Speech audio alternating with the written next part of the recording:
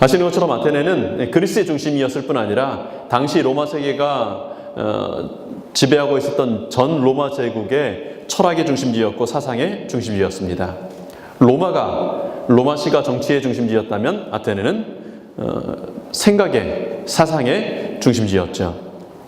바울은 이제 이 아테네에서 베레아에 남겨두고 온 실라와 디모데를 기다리는 중이었습니다. 그곳에서 바울은 여러분 그 예전 이렇게 그림들 또 고고학들 보시는 것처럼 아주 화려한, 아주 잘 조각된 상들이 많은, 신전들이 많았던, 또 건축물이 많은 아테네를 보면서 마음이 이런 생각을 갖게 됩니다. 사도행전 17장 16절부터 18절의 말씀입니다. 사도행전 17장 16절부터요. 바울이 아덴에서 그들을 기다리다가 그 성에 우상이 가득한 것을 보고 마음에 격분하여 회당에서는 유대인과 경건한 사람들과 또 장터에서는 날마다 만나는 사람들과 변론하니 18절요. 어떤 에피크로스와 스토아 철학자들도 바울과 쟁론할세 어떤 사람들은 이르되 이 말쟁이가 무슨 말을 하고자 하느냐 하고 어떤 사람은 이르되 이방 신들을 전하는 사람인가 보다 하니 이는 바울이 예수님과 부활을 전하기 때문이라라. 에피크로스 학파와 스토아 학파에 대한 얘기 잠깐 나오는데요. 에피크로스 학파는 기원전 341년에 태어났던 에피크로스라고 하는 사람이 주장했던 이 사상을 따르는 사람이었는데 평화, 평정, 또 공포와 고통으로부터의 자유 이런 것들을 추구하는 쾌락주의자들이었습니다.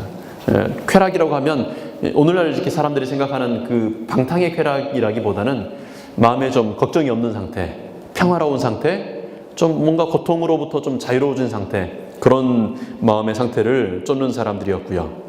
스토아 학파 하면 에피크로스도 사람 이름이니까 스토아도 사람 이름인가 싶은데 사람 이름이 아니고 여러분 그리스 이렇게 신전들 이렇게 그림 보신 거 보면 기둥들이 아주 큰 기둥들이 있잖아요. 그 기둥 주랑을 이제 헬라어로 그리스어로 스토아라 그럽니다.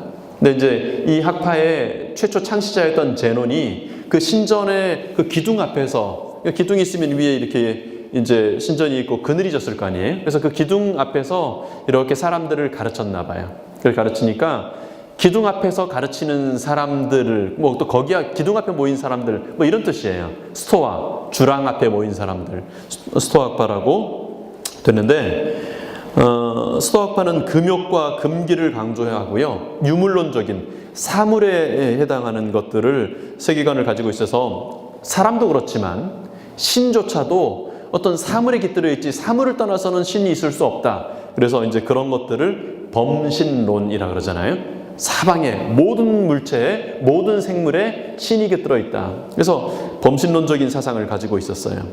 이런 에피크로스 학파와 스토아 학파가 아주 열심히 열띠게 서로 논쟁하고 내가 옳다, 너가 옳다, 그렇게 하는 그 철학 도시 아테네에서 유일신 하나님을 이렇게 전하는 건 약간 좀 어울리지 않은 일이었어요. 사방에 신전들이 많아요. 나는 이 신을 섬기고 너는 그 신을 섬기고 서로 논쟁을 할지언정 우리 신밖에 신이 없다라고 얘기해버리면 이제 그 아테네 전체의 존재에 대한 부정이 되는 거거든요. 그리스도의 부활을 전하는 바울의 전도의 내용은 미개한, 아주 편협한 그런 모습으로 비춰졌을 겁니다. 바울은 아레오바고라고 불렸던 아테네 철학의 심장부로 이제 이끌려졌습니다. 아레오바고에는 그냥 평범한 사람들이 가지도 못하는 곳이었어요. 아주 위대한 철학자들, 그 도시의 정치가들, 존경받는 사람들이 가는 곳이었습니다. 그래서 사람들이 아레오바고에 간다라고 하는 생각을 갖게 되면 상당히 두렵고 또 떨리고 아주 그런 마음을 갖는 곳이었고, 아레오바고에 자유롭게 출입하는 사람들이라고 하면 일단 인정받고 존중받고 그런 사람들, 또 그런 곳이었습니다. 바울은 특별한 곳에 당대에 존경받던 위대한 사람들 앞에, 아주 지식이 있고 지혜가 풍부한 사람들 앞에 섰습니다. 여러분 만약 그런 데 가서 좀 이렇게 초청을 받으면 어떨까요? 사람들이 이렇게 모였는데 평범한 사람들이 모인 게 아니고 아주 이 사회에 리더격인, 아주 생각이 깊고 아주 언변이 뛰어난 사람들 앞에, 존경받는 사람들 앞에 섰을 때요. 그 장소가 그냥 평범한 장소가 아니라, 그죠? 여러분 경찰서에 가면 느낌이 좀 다르죠? 국회에 가보셨습니까? 요즘엔 별로 존경받지 못하는 이렇게 직군인데도 불구하고 거기 가면 또 느낌이 조금 달라요. 그럼 법원에 가보셨나요? 법정에 서면 또 느낌이 다릅니다. 예, 이곳에선 바울이 이런 생각을 가졌다고 영감의 글은 기록합니다. 바울이 주위의 아름다움과 장엄함을 보고 또한 도시 전체가 우상 숭배에 빠진 것을 보았을 때 모든 방면에서 하나님이 수치를 당하시는 것을 알고서 그의 마음은 하나님을 위한 질투심으로 분기되었고 그들의 지적인 교양에도 불구하고 참 하나님을 알지 못하는 아덴 백성들에 대하여 동정심을 갖게 되었다.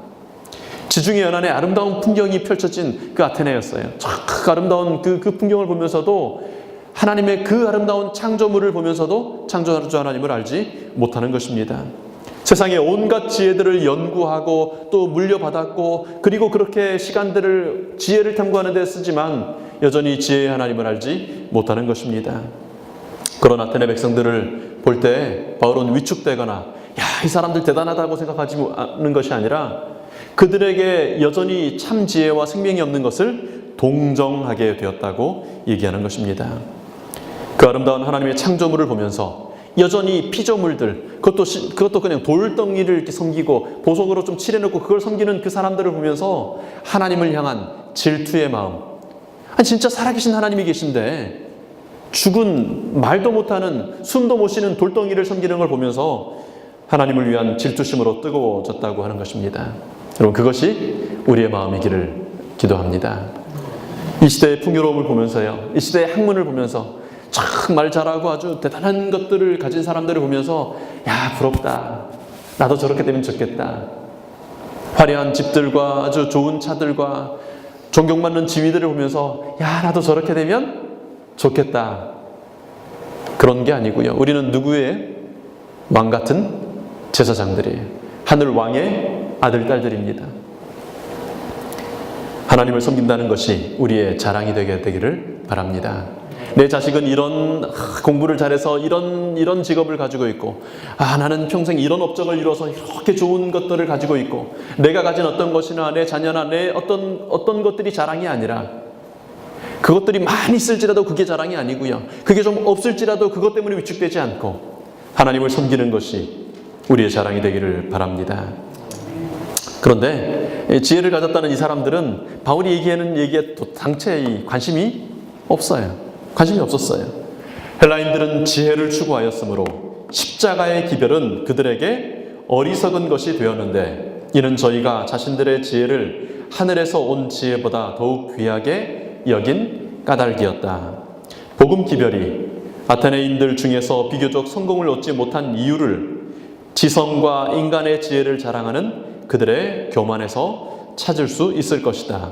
가련하고 잃어버린 죄인으로서 그리스도께 나오는 세상의 지혜로운 사람들은 구원에 이르는 지혜를 얻게 될 것이나 자신들의 지혜를 높이며 나오는 특출한 사람들은 그리스도께서만이 주실 수 있는 빛과 지식을 얻지 못할 것이다. 이것이 우리 시대가 가진 도전입니다. 오늘 이 아테네와 고린도에서 전도하던 바울의 모습을 보면서요, 이게 2000년 전에 옛날에 그 시대의 그 사람의 얘기가 아니라 아주 우리 시대에 우리 얘기를 하고 있는 것이라는 생각을 많이 갖게 되었습니다. 정보가 넘쳐나잖아요. 학위가 넘쳐나요. 그냥 길거리 가다가 아무나 만나면 석사고 아무나 만나면 박사예요. 뭐 대학 나오는 건 요즘에 대학 나왔다거나 공부 좀 했다고 얘기하는 건 농담도 아니에요. 그거는, 그죠? 뭐 그냥 당연한 얘기인 것 같은, 누구나 공부 12년 15년 하지 않은 사람이 없는 것처럼 보이는 시대입니다. 자기 의견을 피력하고요, 정확히 자기 주장을 하고 내 기분을 말하고 내가 원하는 대로 하는 것이 당당하고 그게 당연한 시대예요. 누가 어떤 옷을 입든 헤어스타일이 어떻게 되든 간에 얘기하면 돼야 안 돼요? 안 돼요. 저 사람이 뭐 여잔데 여자친구를 데려오든 뭐 뭘 마시든 뭘 피우든 뭐 다 자기 마음인 그런 시대에 우리가 살고 있습니다. 지혜를 추구하던 헬라인처럼요, 지성과 인간의 지혜를 자랑하는 일이 많은 시대를 살고 있습니다. 우리는 이런 시대에 이런 세상을 향해 복음을 전하도록 부르심을 받은 것입니다. 영감의 교훈은 바울의 그 도전을 이렇게 얘기합니다. 상류 계층에 접근하려는 모든 노력을 함에 있어서 하나님을 위한 일꾼은 무엇을 가져야 한다? 강한 믿음을 가져야 한다. 왜 강한 믿음이 필요해요? 약한 믿음으로 그냥 예수님 믿어보시죠? 그러면 믿으면 쉬운데, 하나님이 좋은데요. 그러면 그러시냐고 이렇게 하면 좋은데, 어지간히 해가지고는 꿈쩍도 안 해요. 어지간히 해가지고는 아니 지금 누가 누구를 돕겠다 그러는 거야. 내가 더 똑똑하고 내가 더 가진 게 많은데, 이 남루한 옷을 입은 사람이, 별것도 못 가진 사람이, 차도 조그만한 거 타는 사람이 뭘 나를 돕겠다고, 이런 시선들을 바라볼 때 나도 모르게 위축이 될 수 있는 것입니다. 상류 계층에 접근하려는 모든 노력을 함에 있어서 하나님을 위한 일꾼은 강한 믿음을 가져야 한다고요. 전에는 전도회를 하면 기다렸다는 듯이 교회에 오는 사람들이 있었어요. 그냥 갈증을 느끼다가 전도회 한다 그러면 그렇게 오고 그랬었어요. 근데 요즘에는 전도회를 한다고 6개월 전부터 준비를 해도 얼뜻하다가 그때 갑자기 친구랑 약속했다고 가버려요. 내가 보낸 6개월은 친구가 갑자기 한 전화 한 통보다 훨씬 힘이 없어요. 쉽지 않은 것처럼 느껴집니다. 그러나 여러분, 아테네에서 열정을 다하여 영혼들을 만나던 바울처럼 강한 믿음을 가지고 포기하지 않는 열심을 가질 수 있게 되기를 축원합니다. 바울은 그곳에서 뭘 전했어요? 바울은 나중에 고린도에서 보내는 편지에 이렇게 얘기합니다. 십자가의 도가 멸망하는 자들에게는 미련한 것이요 구원을 받는 우리에게는 하나님의 능력이라. 하나님의 지혜에 있어서는 이 세상이 자기 지혜로 하나님을 알지 못하므로 하나님께서 전도에 미련한 것으로 믿는 자들을 구원하기를 기뻐하셨도다. 유대인은 표적을 구하고 헬라인은 지혜를 찾으나 우리는 십자가에 못 박힌 그리스도를 전하니 유대인에게는 거리끼는 것이요 이방인에게는 미련한 것이로되 오직 부르심을 받은 자들에게는 유대인이나 헬라인이나 그리스도는 하나님의 능력이요 하나님의 지혜니라. 하나님의 어리석음이 사람보다 지혜롭고 하나님의 약하심이 사람보다 강하니라. 하나님의 지혜가요, 십자가의 도가 어떻게 보여요? 미련한 것처럼 보여요. 설득력이 별로 없어요. 논리가 별로 없어요. 이렇고 이러니 이렇게 된다라고 하는 고개가 끄덕이지는 뭔가 있으면 좋을 텐데 사랑해서 그렇대요. 그냥 준대요. 그냥 앞뒤가 잘 없어요. 나한테 왜 이렇게 잘해주는데? 사랑하니까 그렇지. 논리가 없어요. 그냥 사랑한대요. 그러나 부르심을 받아들이는 자들에게는, 그 사랑을 받아들이는 사람에게는요, 사랑만큼 강한 논리가 없습니다. 사랑만큼 강한 힘이 없는 거죠. 하나님의 지혜가 보이는 것입니다. 하나님의 어리석음이 사랑보다 지혜롭고 하나님의 약하심이 사람보다 강하다는 사실을 깨닫게 되는 것입니다. 그럼 우리가 어떻게 이 시대의 사람들을요, 마음이 굳어진 사람들을 아주 몇 겹을 싸고 있는지 몰라요. 이 세상의 경험들, 이 세상의 여러 가지 지식들, 지혜들을 가지고 마음을 싸고 있는 사람들을 어떻게 생명의 빛 가운데로 옮길 수 있어요? 영감의 글은 이렇게 얘기합니다. 우리 같이 읽어보실까요? 웅변적인 말로도 힘있는 논증으로도 죄인을 회심시킬 수 없다. 오직 하나님의 능력만이 마음의 진리를 적용시키실 수 있다. 하나님의 능력만이 그렇게 한다고요. 바울은 말 잘하는 사람이었어요. 아레오바고에 모였던 그 철학자들이 바울을 이길 수 없다는 사실들을 깨닫게 되었습니다. 말로 저 사람을 이길 수가 없다. 그런데 웅변적인 말로도, 힘있는 논증으로도 이겨봐야 이긴 게 아니라고요. 그러니까 다시 얘기하면, 우리는 전도하자고 생각하면, 누군가에게 가자고 생각하면 뭐가 걱정이 돼요? 난 말을 잘 못하는데, 내가 말을 하면 자꾸 말이 얽히는데, 그나마 요즘에는 이제 자꾸 돌아서면 잊어버려요. 그러니까 뭔 말을 해야 될지도 모르겠어요. 뭘 해야 될지 모르겠는데. 아니요. 근데 우리의 기억력이나 우리의 논증이나 아주 정연하게, 질서정연하게 말하는 어떤 논리가 아니라 무엇만이요? 하나님의 능력만이 마음의 진리를 적용시킬 수 있다고요. 하나님을 사랑하고 섬기는 사람들의 힘은 날로 새롭게 될 것이다. 하나님을 사랑하지 않고 하나님을 섬기지 않은 사람들의 힘은 날로 어떻게 돼요? 쇠해지죠. 날로 약해져 가요. 날로 잊어져 가요. 그러나 하나님을 섬기는 사람들의 힘은 날로 새롭게 될 것이다. 그들이 하나님의 목적을 수행하는데 실수하지 않도록 무한하신 분의 지혜가 그들과 함께 할 것이다. 이러한 일꾼들로 하나님의 진리의 빛이 우리 세상을 덮고 있는 어둠을 꿰뚫고 비칠 것임을 기억하는 가운데 그들이 처음에 가진 바 확신을 끝까지 견고히 붙잡게 하라. 하나님의 사업에 관한 한 뭐가 있을 수 없다? 낙담이란 있을 수가 없다. 헌신한 일꾼은 믿음으로 그 사업에 수반된 모든 시험을 견디어야 한다. 하나님께서는 당신의 종들에게 그들이 필요로 하는 모든 능력과 그들의 여러 가지 필요에 요구되는 지혜를 주실 수 있으실 뿐더러 즐겨 주시고자 하신다. 하나님께서는 당신께 신뢰를 두는 이들에게 그들의 최고의 기대 그 이상을 이루어 주실 것이다. 우리가 하나님을 열심히 섬기는데요, 하나님 말씀대로 하고 하나님의 뜻대로 지금 하나님의 일을 하는 것 같은데 우리가 생각하는 대로 안 될 때가 있어요. 그죠? 이건 이렇게 해가지고 이렇게 돼야 될 것 같은데 안 될 때가 있어요. 하나님은 어떻게 하신다고요? 당신께 신뢰를 두는 이들에게 그들이 최고로 기대하는 그것보다 더 어떻게 하신다고요? 더한 것들을 이루어 주신다고요. 나는 가서 얼른 진통제 하나 얼른 먹고 그냥 좀 오늘 그냥 대충 넘기기를 원했는데 의사는 뭐 하자 그래요? 이거 진통제 먹어봐야 이번엔 넘어가겠지만 한두 주 지나면 또 그럴 겁니다. 아예 병을 어떻게 합시다. 병의 근원부터 없애서 다시는 진통제 먹을 일이 없게 합시다. 나는 그냥 지금 당장 머리 아픈 것만 생각하고 있는데 의사는 그것 너머를 생각하는 거죠. 그러니까 진통제를 안 주는 거예요.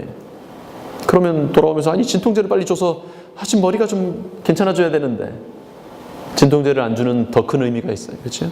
하나님께서는 때로 우리의 기도를 응답하지 않으시는 것처럼 보이지만 하나님을 신뢰하는 사람들에게 우리가 기대하는 것보다 훨씬 더 큰 것들을 주기를 원하시고 또 즐겨주기를 주시고자 하신다고 말씀하시는 것입니다.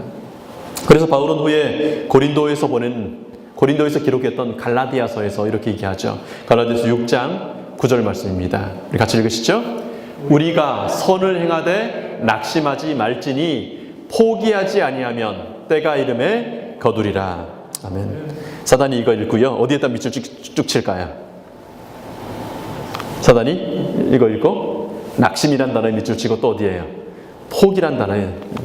아무튼 선을 열심히 행하라고, 열심히 좋은 일을 하고 막 뜨거워서 어느 날은 갑자기 뭐 이것도 하고 저것도 하고 막 해요. 근데 또 지나가다 누가 또 이렇게 마음대로 안 되면 어떻게 하고요? 낙심하게 하고. 그래서 좀 시간 지나면 뭐 하게 하고요? 포기하게 하고. 그러니까 평생 선한 일 하는 것 같은데 계속 낙심하고 포기하고 낙심하고 포기하고 그러다 또 며칠 지나면 이게 아니지 하고 또 뭐 하게 하고 또 낙심하고 포기하고. 우리가 선을 행하되 낙심하지 말지니 포기하지 아니하면 뭐가 이름해요? 하나님의 때가 이름해. 하나님께서 허락하시는 때가 이름에 거두리라. 하나님은 지금 시간표를 가지고 지금은 잠깐 쉬어갈 시간이에요. 성숙하게 하기 위하여 지금 이렇게 여러분 큐빅 맞추는 거 보면요, 잘 하시나요 이거? 전 잘 못해요. 한 면은 맞추는데 두 면, 세 면 넘어가면 잘 못해요. 근데 잘 맞추는 사람들 보면 이상하게 막 맞춰놓은 것도 막 틀어버려요. 그죠? 아니 왜 저렇게 하지 왜 저렇게 하지 그러다가 딱 한순간에 오면 6면이 다 맞춰져 있어요. 그렇잖아요. 하나님은 지금 시간이 약간 밀어놓을 시간이 있고 약간 땡길 시간이 있어서 하나님의 때가 되면 거두게 하실 건데 우리는 뭐 해버려요? 포기해버려요. 이게 아닌데. 여러분, 하나님의 사업에 낙심이란 있을 수가 없습니다. 때로는 우리가 위하여 기도하는 영혼이 시험에 들어 우리의 기울였던 모든 노력들이 물거품이 되는 것처럼 보일 수가 있습니다. 아이가 어렸을 때 그렇게 심혈을 기울이고 기도하고 그렇게 했는데 얘가 자라더니 그냥 마음대로 하겠다고 가는 거예요. 내 모든 노력이 내가 평생 쌓아왔던 것들이 다 허지로 돌아가는 것처럼 보일 때가 있습니다. 사람의 교만이, 사람의 무지가, 사람의 고집이 하나님의 능력보다 강한 것처럼 보일 때가 있지 않습니까? 그러나 하나님은 당신의 종들에게 그들이 필요로 하는 모든 능력과 필요되는 지혜를 주실 수 있을 뿐 아니라 뭐 하시는 분이라고요? 즐겨 주시는 분이라고요. 하나님께서는 당신께 신뢰를 두는 사람들에게 그들의 최고의 기대, 사람의 최고의 상상하는 기대 이상의 것을 주시는 것입니다. 그러므로 여러분, 선을 행하되 뭐하지 말아야 돼요? 낙심하지 말아야 돼요. 하나님의 때가 이름에 거둘 것을 보아야 하는 것입니다. 이제 아테네에서 떠나 거대한 상업도시 고린도에 온 바울은, 아테네는 철학의 도시였기 때문에 나름대로 절제가 있고 나름대로 뭔가를 이렇게 이런 게 있었는데, 이 고린도 오니까 완전히 이건 이제 해변가 도시, 상업 도시, 돈이 오가고 돈을 잡기 위한 쾌락들이 오가는 그런 곳이었습니다. 철학과 웅변으로 열정적인 수고를 했지만 별 결실을 거두지 못했던 아테네에서의 경험들을 돌아보면서 바울은 이제 전혀 다른 방법으로 전도를 하게 됩니다. 후에 바울은 고린도에 보낸 편지에서 고린도 성도들에게 내가 당신들과 함께 있을 때 이렇게 했었다고 고백합니다. 고린도 전서 2장 2절부터 있는 말씀이에요. 내가 너희 중에서 예수 그리스도와 그가 십자가에 못 박히신 것 외에는 아무것도 알지 아니하기로 작정하였습니다. 그는 스토아 철학이 뭔지 알고, 그는 철학들이 어떻게 가는지, 정치학이 어떻게 가는지, 수학이 어떻게 가는지를 알았어요. 어떻게 사람들의 마음을 심금을 울리고 눈물을 흘리게 하고 웃게 할 줄 알았어요. 그런데 그는 그 모든 것들, 십자가에 못 박히신 그리스도 외에는 아무것도 알지 아니하기로 작정하였습니다. 내 말과 내 전도함이 설득력 있는 지혜의 말로 하지 아니하고 다만 성령의 나타나심과 능력으로 하여 너희 믿음이 사람의 지혜에 있지 아니하고 다만 하나님의 능력에 있게 하려 하였노라. 바울은 로마의 부유하고 화려한 도시 고린도에서요, 유대 땅의 그 시골 지역이요, 악하다고 소문이 난 저 변방에 저 시골에, 그것도 아주 악한 사람들 많기로 소문난 나사렛 출신 예수님을 높인다는 것이 당연히 멸시받을 일인 줄 알았어요. 그러니까 일본이 지금 이 동북아의 여러 나라들을 막 침략하고 다스리고 있던 그 시대에 일본 한복판, 저 도쿄 한복판에 가가지고, 일본의 가장 부유한 도시에 가가지고 저기 조선 땅에, 저기 중국 땅에, 그것도 아주 그냥 그 못 사는 시골 지역에, 그것도 아주 이렇게 질 나쁜 사람들이 산다고 소문난 곳에 어떤 사람을, 이 사람을 믿으면 구원받는다고 얘기하는 거예요. 말이 잘 안 되는 얘기예요. 미련한 얘기인 겁니다. 로마 최악의 사형도구인 십자가를 높이고 있어요. 그러니까 이게 전도가 좀 될 만한 걸 갖고 와서 이렇게 해야 되는데, 사람들이 관심이 있고 좀 이렇게 뭔가 이렇게 매력적인 걸 갖고 와서 얘기해야 되는데, 당체 말이 안 되는 얘기를 하고 있는 거예요.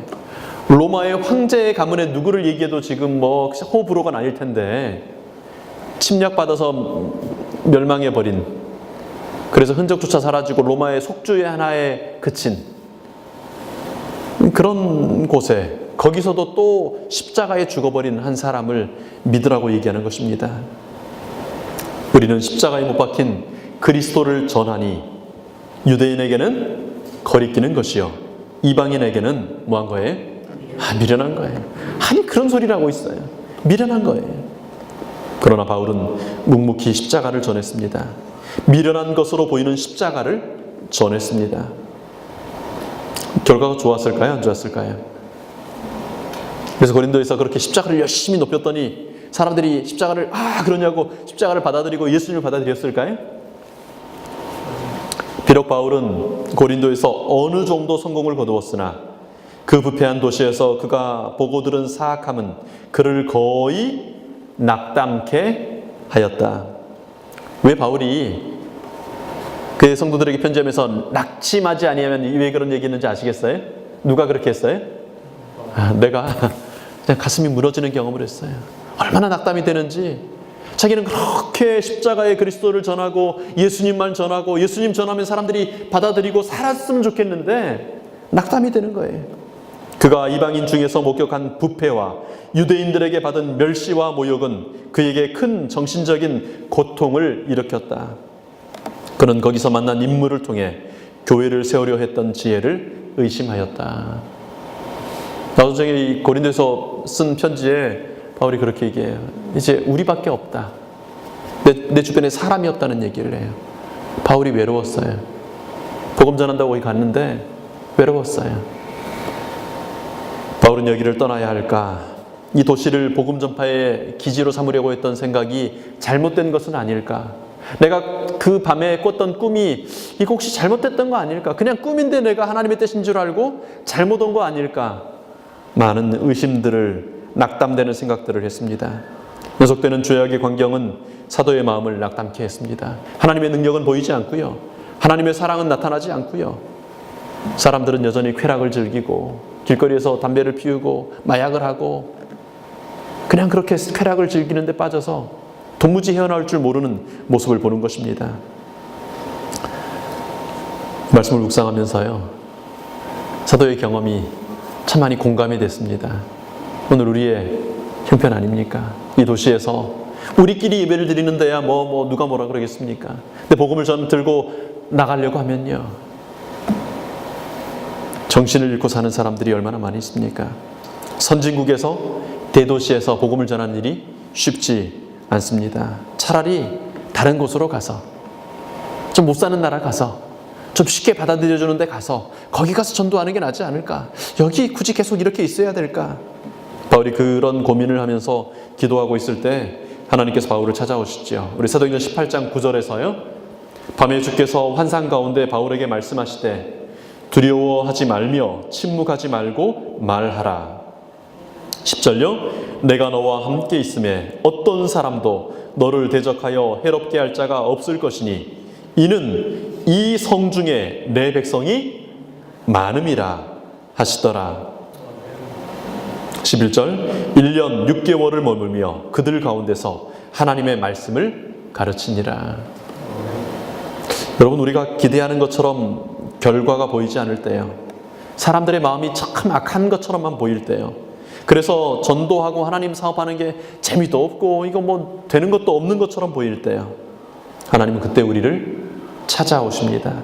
10절에요, 내가 너와 함께 있음에. 하나님께서 직접적으로 바울에게 내가 너와 함께 있다고 할 때가 몇 번 있어요. 언제 있었어요? 다메섹 도상 갈 때 그랬었고요. 나중에 또 언제 그러죠? 배가 막 뒤집어져 가지고 다 죽을 것처럼 보일 때 로마로 가던 그 배에서 그렇게 했습니다. 그리고 또 한 번 여기 고린도에서, 이 고린도라고 하는 아주 부패한 도시에서, 전도가 도무지 될 것 같지 않은 이 도시에서 하나님은 약속하시기를 내가 너와 함께 있는 중이라고 얘기합니다. 사람에게서 위로를 찾을 수 없을 때 하나님은 우리 곁에 함께 하십니다. 내가 하나님의 일을 하는데, 하나님의 사업을 하는데 도무지 되는 것처럼 보이지 않고, 이렇게 노력했는데 도무지 되는 것처럼 느껴지지 않을 때, 그럴 때 하나님은 내가 너와 함께하는 중이라고 우리를 찾아오시는 것입니다. 여러분, 사도 바울의 선교 여정 중에요, 1년을 넘겨서 어디 있는 적이 거의 없어요. 이 고린도랑 나중에 에베소가 거의 유일한 지역입니다. 여러분, 일이 잘 되는 데 있고 싶어요? 안 되는 데 있고 싶어요? 환영받는 곳에 가고 싶습니까? 배척받는 곳에 가고 싶습니까? 인정해주는 사람이 좋아요? 무시하는 사람이 좋아요? 당연한 얘기잖아요. 바울이 근데 여기에 1년 6개월을 여기서 머뭅니다. 어떻게 그럴 수 있었어요? 왜 그렇게 했어요?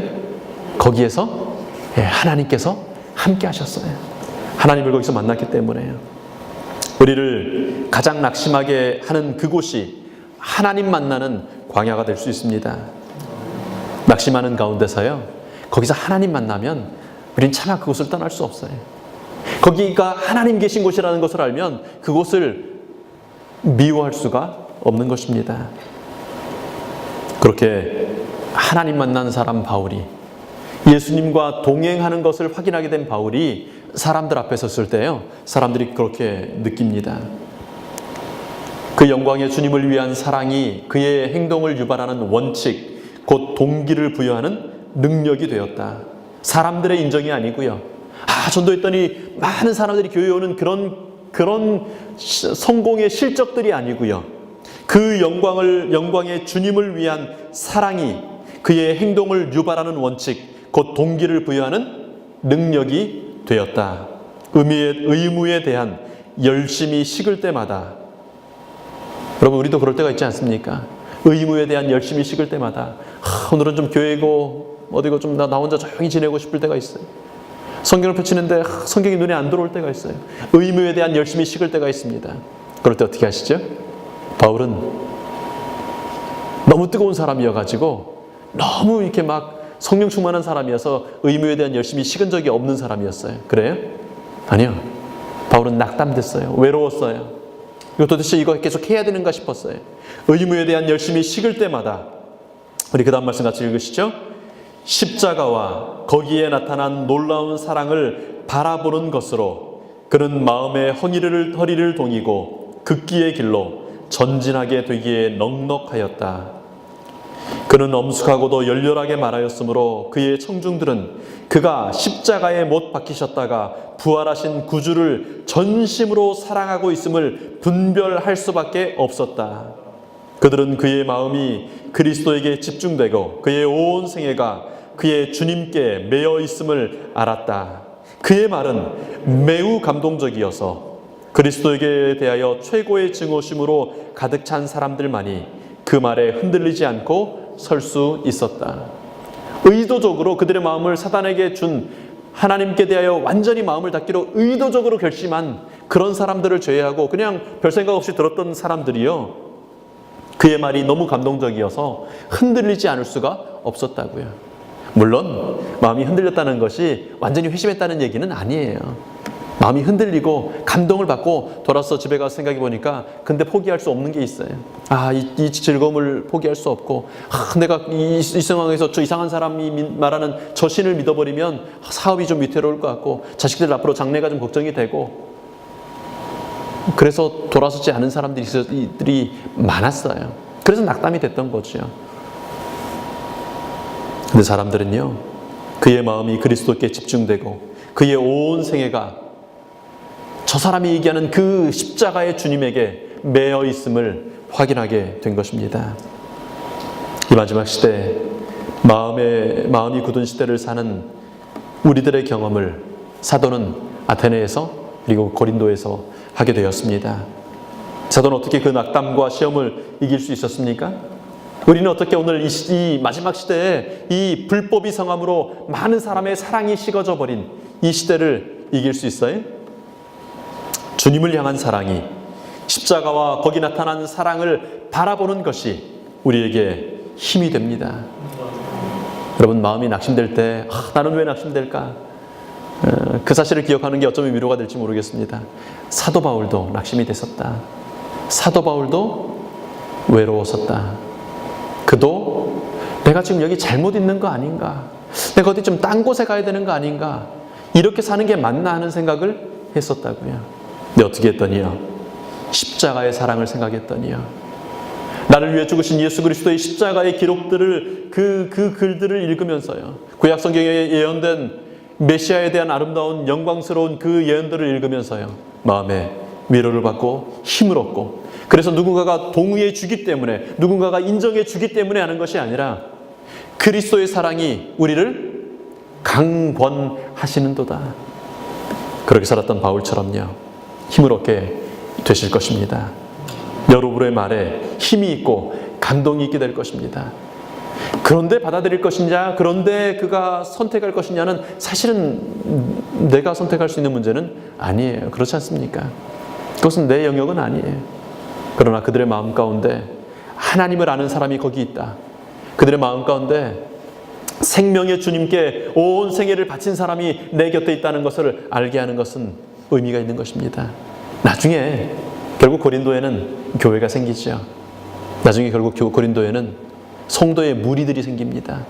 바울이 있을 때 그 1년 반을 전도할 때 겨우 두세 사람, 서너 사람 그렇게 예수님 만나는 것 같았지만 결국 거기에는 하나님을 인정하고 하나님을 믿는 교회가 거기 생깁니다. 우리는 모릅니다. 우리가 뿌리는 이 씨앗들이, 우리가 지금 물을 주는 이 식물이 언제 도대체 자라서 언제 열매를 맺을지 우리는 모릅니다. 내가 그 결실을 하게 될 수도 있고요, 어쩌면 나는 씨앗을 심고 물을 주는 역할을 맡았지 열매를 거두는 것은 나의 역할이 아닐 수도 있습니다. 그래서 뭐 하지 말아야 돼요? 낙심하지 말아야 돼요. 언제 거둘 거니까요? 내가 보고 있을 때가 아니라 하나님의 때가 이름에 거둘 것이기 때문에요. 이 마지막 시대, 아직 이 성중에, 이 토론토에 내 백성이 많다고 말씀하시는 하나님의 선언을 기억하면서 우리 아직 우리에게 허락된 기회의 시간 동안, 이 은혜의 시간 동안 하나님 말씀을 전하는 이 시대의 사도 바울과 같은 하나님의 자녀들이 되기를 축원합니다.